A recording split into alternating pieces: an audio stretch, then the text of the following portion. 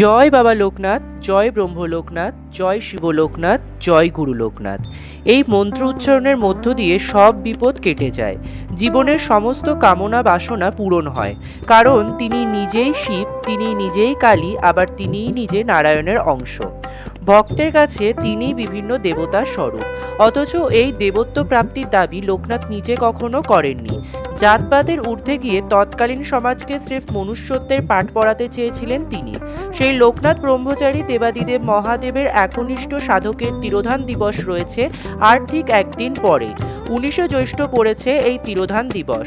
তবে ইংরেজি ক্যালেন্ডার অনুযায়ী কত তারিখে পড়েছে আর কী বার পড়েছে, অর্থাৎ 2026 সালে লোকনাথ বাবার তিরোধান দিবস কবে পড়েছে তা জানবো আমরা পঞ্জিকা অনুসারে।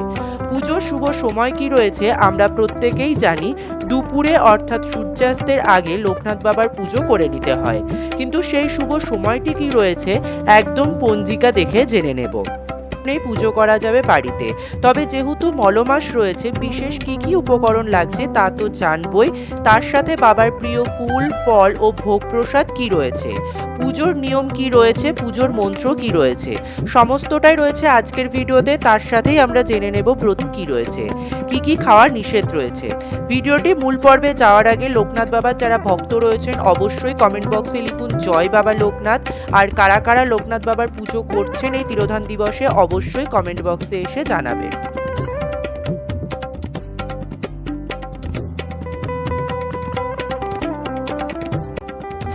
বাবা লোকনাথ ব্রহ্মচারীর পুজো হয় মূলত দুটি দিনে।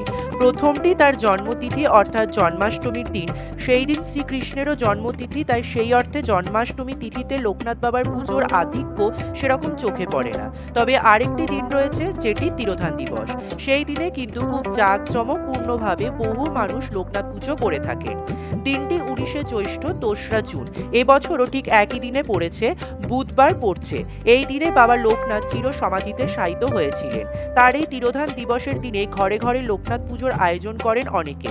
বিশ্বাস করা হয় যে নিষ্ঠা ভরে এই দিন বাবা লোকনাথের পুজো করলে জীবন সুখ সমৃদ্ধিতে ভরে ওঠে, এবং কারোর যদি হাতে টাকা পয়সার টানাটানি থাকে বা জন্মকুণ্ডলিতে দারিদ্র যোগ থাকে তাহলে অবশ্যই আর্থিক সমৃদ্ধির জন্য এই দিনটিতে লোকনাথ বাবার পুজো করুন। এবারে আমরা জেনে নেব বাবা লোকনাথের পুজো করার জন্য কি কি উপকরণ লাগবে। লাগবে বাবা লোকনাথের ছবি বা মূর্তি, গঙ্গার জল, চন্দন, আতপ চাল, ঘি, ফুল হিসেবে সাদা ফুল অথবা নীল ফুল। নীল ফুল হিসেবে আপনারা কিন্তু নীল শাপলা ফুল রাখবেন। নীল শাপলা ফুল বাবা লোকনাথের অত্যন্ত পছন্দের। এছাড়াও বেলপাতা অবশ্যই লাগছে, ধূপকাঠি, প্রদীপ এবং কর্পূর। এরপরে আমরা জানবো যে ভোগ ও নৈবেদ্য হিসেবে আপনারা কি কি রাখতে পারেন। আপনারা এদিন মিছরি রাখতে পারেন, সাদা মিছরি বা তাল মিছরি। ফলের মধ্যে রাখবেন তালশাঁস, কালোজাম। এই দুটি ফল কিন্তু অত্যন্ত পছন্দের বাবা লোকনাথের। আপনারা এছাড়াও অন্যান্য মৌসুমী ফল যেমন আম, কাঁঠাল, লিচু ইত্যাদি দিতে পারেন। কলা, আপেল, নারকেলও রাখতে পারেন। সাদা মিষ্টি হিসেবে আপনারা যে কোনো সাদা সন্দেশ অর্পণ করতে পারেন। তবে জিলিপি, অমিত্রি বাবা লোকনাথের অত্যন্ত পছন্দের। পারলে পুজোর দিনে জিলিপি, অমিত্রি প্রসাদ হিসেবে নিবেদন করতে পারেন। আর রাখবেন জল ভর্তি তামার একটি পাত্র, আর 1 গ্লাস জল দেবেন বাবা লোকনাথকে। অমৃত যোগ থাকছে সকাল 7টা 38 মিনিট থেকে শুরু করে সকাল 11টা 13 মিনিটের মধ্যে। এই সময়টি পুজোর জন্য অত্যন্ত শুভ সময়। এই সময় যদি পুজো করা সম্ভব না হয় তাহলে পরবর্তীতে আরেকটি সময় রয়েছে দুপুর 1টা 54 মিনিট থেকে বিকেল 5টা 29 মিনিটের মধ্যে। এছাড়াও অমৃত যোগে আরও দুটি শুভ সময় রয়েছে, রাত্রি 9টা 54 মিনিটের মধ্যে এবং রাত 12টা 1 মিনিট থেকে 1টা 25 মিনিটের মধ্যে। তবে শুভ সময় কিন্তু সকালের দিকে। এবার আমরা জানবো বাবা লোকনাথের পুজোর নিয়ম কি রয়েছে। সকাল সকাল ঘুম থেকে উঠে স্নান করে নিয়ে বাড়ি ঘরদূর সমস্ত কিছু পরিষ্কার করে নিয়ে পুজোর স্থানটি জল দিয়ে ভালোভাবে মুছে গঙ্গার জল ছিটিয়ে পবিত্র করে নেবেন। তারপরে শুদ্ধ বস্ত্রে আসন পেতে বসুন। মনে মনে বাবার চরণে পুজো করার সংকল্প গ্রহণ করুন। প্রথমেই কিন্তু আপনাদেরকে দেবাদিদেব মহাদেবের পুজো করতে হবে, তবেই কিন্তু বাবা লোকনাথ পুজো গ্রহণ করবেন। দেবাদিদেব মহাদেবের পুজো করার জন্য আপনাদের লাগছে সাদা ফুল আর বেলপাতা।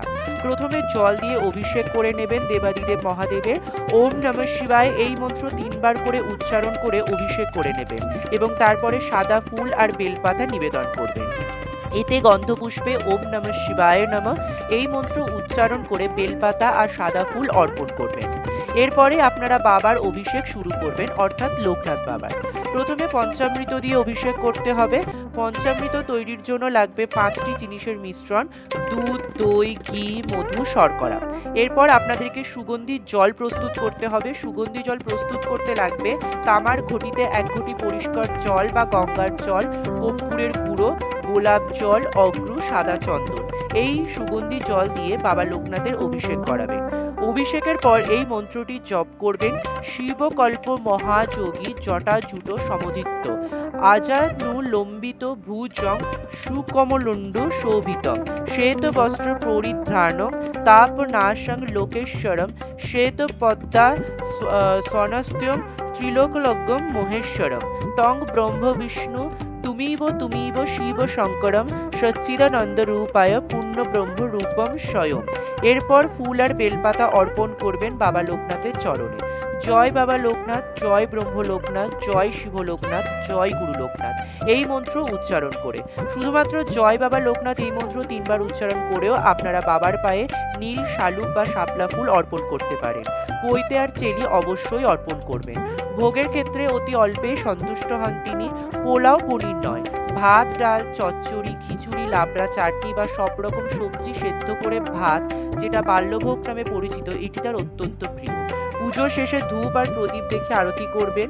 মনে রাখতে হবে আপনারা কিন্তু নিরামিষ আহার গ্রহণ করেই পুজো করবেন, অর্থাৎ বুধবার পুজো করলে মঙ্গলবার থেকেই আপনাদেরকে নিরামিষ আহার গ্রহণ করতে হবে। কোনোভাবে আমিষ আহার মাছ, মাংস, ডিম, মসুর ডাল বা কোনো রকম তামসিক খাবার গ্রহণ করা যাবে না। তার সাথে লোকনাথ পুজোর দিন কোনো রকম ঝগড়া বিবাদ করবেন না, কটু কথা বলবেন না বা মিথ্যা কথা বলবেন না। আশা করি ভিডিওটি আপনাদের জন্য খুবই হেল্পফুল হয়েছে। আর দেখা হচ্ছে আবার পরবর্তী নতুন ভিডিওতে। ততক্ষণের জন্য সকলে খুব ভালো থাকবেন, সুস্থ থাকবেন। দেখা হবে পরের ভিডিওতে। ধন্যবাদ।